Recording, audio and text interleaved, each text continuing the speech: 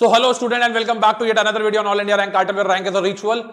22 जनवरी को shift 1 shift 2 का complete बच्चों के साथ बात करके पेपर को देखकर हम आपके साथ आ चुके हैं आपको एनालिसिस देने और बात करने की इस बार एनटीए ने जेईई मेंस एग्जामिनेशन को इतना ज्यादा सीरियसली क्यों लिया हुआ है, क्यों एनटीए अपने पे लगा हुआ दाग जो है वो धोना चाहता है, क्यों वो बताना चाहता है कि भाई हमने जो क्वेश्चन सेटर्स हायर किए हैं, जहां से हम क्वेश्चंस बना रहे हैं, उनकी अब आप रिस्पेक्ट करना शुरू कर दो। और ये चीज कल के शिफ्ट में भी देखने को मिली थी, मॉर्निंग एंड इवनिंग, आज भी वही हुआ। सबसे पहले मैं क्लैप करना चाहूंगा फॉर एनटीए कि क्या बेहतरीन शिफ्ट 1 और शिफ्ट 2 के क्वेश्चंस आए हैं और बहुत ही अच्छे बच्चे जो कि बहुत ही एनालिटिकल वे में, बहुत ही लॉजिकल वे में सब्जेक्ट को पढ़ते हैं, वो एनआईटी के लिए सिलेक्ट होंगे। और मुझे लगता है कि देश के लिए बहुत अच्छी बात है कि अच्छे बच्चे जो हैं, जिनकी जो थॉट प्रोसेस है वो लॉजिक पे बेस्ड है, जिनकी थॉट प्रोसेस जो है वो चीजों को समय के साथ ज्यादा समय लेकर जो चीजों को अच्छे से समझते हैं, उसको अप्लाई करते हैं, यानी एप्लीकेशन वाला जो पार्ट है उस पे ज्यादा फोकस एनटीए का रहा। एप्लीकेशन बेस्ड क्वेश्चन जो थे उसकी झड़ी लगा दी एनटीए ने, और डायरेक्ट क्वेश्चन जो पहले चैट जीपीटी टाइप के क्वेश्चन होते थे वो आपको रेयरली देखने को मिले। एनसीईआरटी को एनटीए ने बोला कि भाई कोई कोचिंग जाने की जरूरत नहीं है, ये एनसीईआरटी पढ़ ले, जेईई मेंस में इन एंड आउट एनसीईआरटी के क्वेश्चंस बना ले, एक्सरसाइज बना ले, एक्सरसाइज के क्वेश्चंस बना ले, एग्जांपल्स बना ले, कैलकुलेटिव क्वेश्चंस होते हैं एनसीईआरटी में वो बना ले, ऑर्गेनिक के कन्वर्जन देख ले जहां मल्टीपल रिएजेंट्स आते हैं, नहीं तो जेईई मेंस जो है वो आपको परेशान करेगा। और यही होता हुआ दिख रहा है कि जो बच्चे कहीं कोचिंग नहीं भी किए हैं लेकिन एनसीईआरटी को पूरा एकदम अच्छे तरीके से हॉलिस्टिक वे में पढ़े हैं, या जो भी टीचर बच्चों को एनसीईआरटी को बेसिस मानकर, ठीक है, जैसा हम लोग ऑल इंडिया रैंक कार्टेल में सुपर 20 बैचेस में करते हैं कि एनसीईआरटी मैंडेटरी रहता है कि कोई भी चैप्टर आप कंप्लीट करिए, तो एमएस चौहान जैसे ऑर्गेनिक में कर रहे हैं, नरेंद्र अवस्थी फिजिकल केमिस्ट्री में कर रहे हैं, तो आपको एनसीईआरटी भी देखना है। Why to leave NCERT? School जैसे पहले होता था कि कोचिंग में टीचर बोलता था कि स्कूल के लिए हम क्यों पढ़ाएंगे, वो कॉन्सेप्ट जो है जेईई मेन जो है एनटीए जो है वो चेंज करना चाहता है। गवर्नमेंट ऑफ इंडिया का भी ये डायरेक्शन है कि कोचिंग बेस्ड पेपर ना दिया जाए, पेपर अच्छा हो बट कोचिंग बेस्ड पेपर ना हो, ठीक है। और ये मुझे लगता है कि एनटीए ने इसे बहुत सीरियसली काम किया है कि पेपर जो है वो अच्छा तो है लेकिन कोचिंग बेस्ड पेपर नहीं है। कहने का मतलब यह है कि ऐसे मॉक टेस्ट से डायरेक्ट उठा के जो सवाल पहले डाले जाते थे या मॉक टेस्ट बेसिस पे क्वेश्चन आता था, वैसे क्वेश्चन नहीं है। तो कोचिंग सेंटर्स में भी जो क्वेश्चन रैंडमली जो लोग बना देते थे, अब जैसा पहले होता था 2000 अगर मैं बात करूं 20 के पहले कोचिंग में के जो पेपर बनते थे, मॉक टेस्ट पेपर बनते थे, उसमें काफी सारे एक टीम होती थी, एक टेस्ट टीम होती थी जो क्वेश्चन को एनालाइज करके बनाती थी। लेकिन जैसे जैसे एआई आया, टेलीग्राम आया, बहुत सारे कोचिंग इंस्टीट्यूट ने, एक कोचिंग इंस्टीट्यूट ने दूसरे को कॉपी कर लिया, दूसरे वाले ने पहले को कॉपी कर लिया, तो जो इवोल्यूशन होना चाहिए था अच्छे क्वेश्चंस का वो नहीं हो पाया, जिसकी वजह से आज जब मैंने स्टूडेंट से बात किया तो बहुत ही रेयर हम मुझे स्टूडेंट्स मिले जिन्होंने 200 प्लस से ऊपर अटेम्प्ट किया हो, both in the evening shift and in the morning shift. तो ये ओवरऑल सारा है। पहले मॉर्निंग शिफ्ट पे आएंगे। मॉर्निंग शिफ्ट में केमिस्ट्री जो था वो, जो कि पहले और दूसरे शिफ्ट कल भी परेशान किया था बच्चों को, आज भी मैं बोलूंगा नहीं कि परेशान था, क्योंकि आइडिया लग चुका था कि रिएजेंट बेस्ड है, मल्टीपल रिएजेंट्स आ रहे हैं, ऑर्गेनिक फिजिकल केमिस्ट्री के क्वेश्चंस मिक्स आ रहे हैं जैसे जेईई एडवांस में आते थे। तो आप समझिए कि एनटीए करना क्या चाह रहा है। एनटीए बोल रहा है कि भैया कोटा में या किसी भी जगह पे अगर आप ऑर्गेनिक के खाली पढ़ाएंगे, खाली आप फिजिकल पढ़ाएंगे तो काम नहीं चलने वाला है, खाली आप इनऑर्गेनिक पढ़ाएंगे तो काम नहीं चलने वाला है। टीचर को तीनों पढ़ाना होगा, बच्चों को रिलेट कराना होगा, ऑर्गेनिक, फिजिकल एंड इनऑर्गेनिक और मिक्स्ड क्वेश्चंस का सिलसिला जैसे जेईई एडवांस से 2-3 साल पहले शुरू किया था, मेंस ने उसको कॉपी किया है। और जो मैं हमेशा बोलता था बेटा कि जेईई मेंस अच्छा करना है तो एडवांस के पीवाईक्यू जरूर लगाओ। जिन लोगों ने सीरियसली एडवांस के पीवाईक्यू को लगाया उनका बहुत अच्छा अटेम्प्ट हुआ, लेकिन एडवांस के पीवाईक्यू लगाने के लिए कोई भी चीज को बेटा आपको फंडामेंटल लेवल से स्टार्ट करके एप्लीकेशन देकर, टाइम देकर पढ़ना होता है। तो बच्चों जो खासकर ड्रॉपर के बच्चे हैं और जो मतलब कि जिन्होंने 2 साल का स्टडी किया है, ठीक है, उनको दिक्कत हुई, लेकिन जो अच्छे तरीके से 2 साल में टाइम मैनेजमेंट किया है, जिन्होंने हर चैप्टर के जेईई मेंस को तो पीवाईक्यू लगाई है, एडवांस का भी पीवाईक्यू लगाया है, उनको एग्जाम में फायदा हुआ है।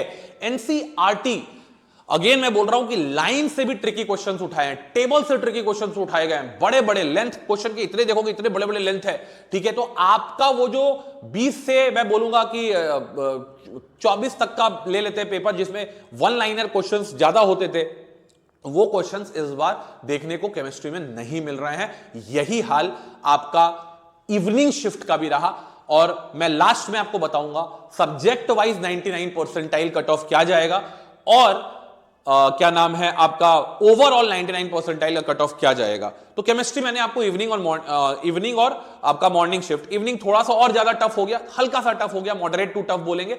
मॉर्निंग में भी मॉडरेट ही था, ठीक है। मुझे अगर बात करा जाए तो 19-20 का ही फर्क जो है वो देखने को मिला। फिर आते हैं फिजिक्स जो कल आसान पूछा गया था, वो यहां पे थोड़ा सा हायर साइड पे ट्रिकीनेस बढ़ गई फिजिक्स में, ठीक है। फॉर्मूला बेस्ड क्वेश्चन जो फिजिक्स में आते थे वो कम आ गए।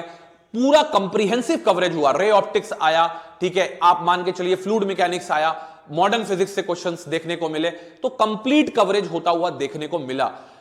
ये हाल रहा फिजिक्स का इन द मॉर्निंग शिफ्ट की, थोड़ा टफ आया। और इवनिंग शिफ्ट में भी मैं यही बोलूंगा कि मॉडरेट टू टफ पेपर आया, मतलब इवनिंग और मॉर्निंग में कोई बहुत ज्यादा अंतर नहीं आया। यस, इवनिंग वाला शिफ्ट जो था मॉर्निंग से थोड़ा ज्यादा टफ था, यानी कि 20 का पेपर था।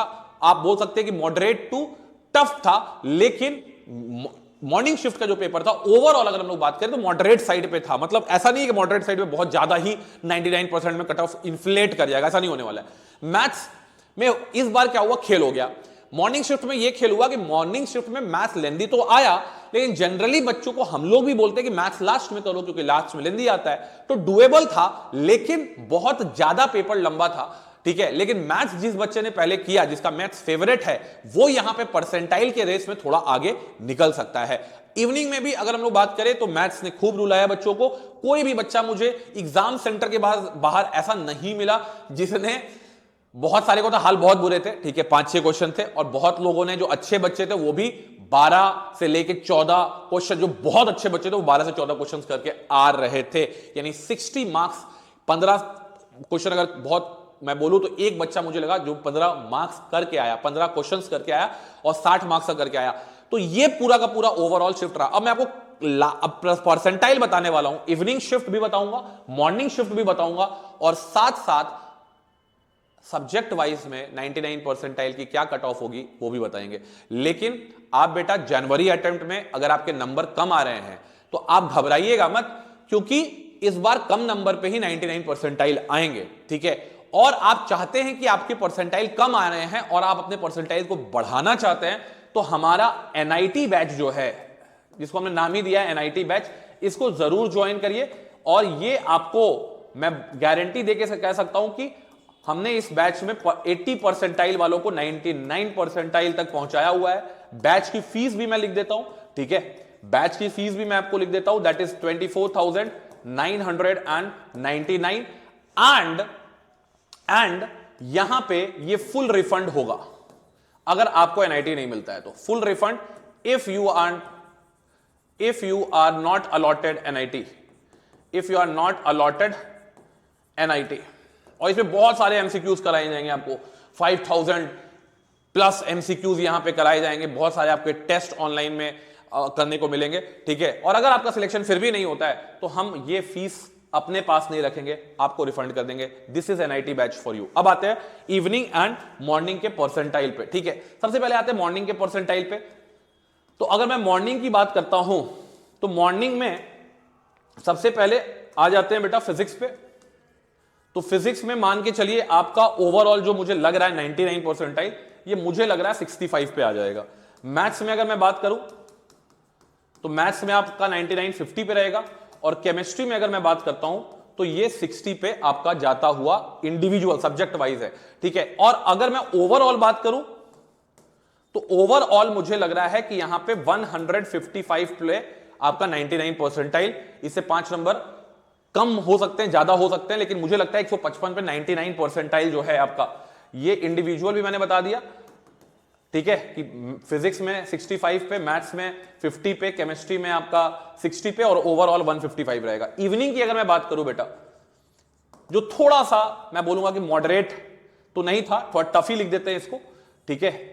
और ये थोड़ा मॉडरेट टू टफ लिख सकते हैं, यानी थोड़ा सा इसका लेवल कम था इवनिंग वाले से, बट ये भी कोई आसान पेपर नहीं था। तो यहां पे अगर हम लोग फिजिक्स की बात करते हैं तो फिजिक्स यहां पे थोड़ा सेम साइड पे रहा। अगर मैं बात करूंगा यहां पे तो 65 ही हम यहां 99 परसेंटाइल के लिए देंगे, ठीक है। और इसके बाद अगर मैं मैथ्स की बात करता हूं तो मैथ्स से बहुत अच्छा खासा रुलाया यहां पे आप मान के चलिए कि 40 to 45 मार्क्स पे आपको 99 परसेंटाइल आता वो दिखेगा।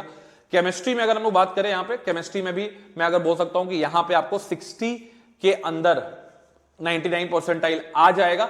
लेकिन चूंकि मैथ्स काफी डिफिकल्ट हो गया, केमिस्ट्री भी थोड़ा लिटिल बिट डिफिकल्ट था, तो यहां ओवरऑल अगर मैं बात करूं, यहां ओवरऑल आपके 145 टू 150 पे 99 परसेंटाइल आपको आ जाएगा, ठीक है। तो ये मेरा आज का 22 फेब का एनालिसिस है।